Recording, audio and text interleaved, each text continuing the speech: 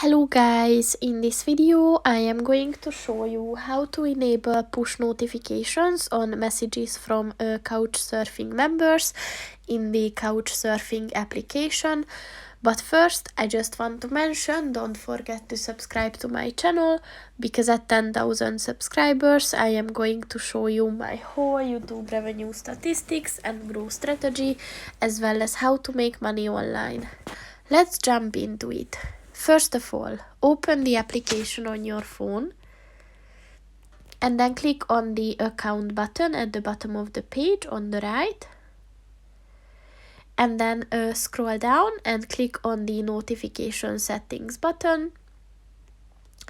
And if you scroll down a bit at the requests section, look for the messages from Couchsurfing members section.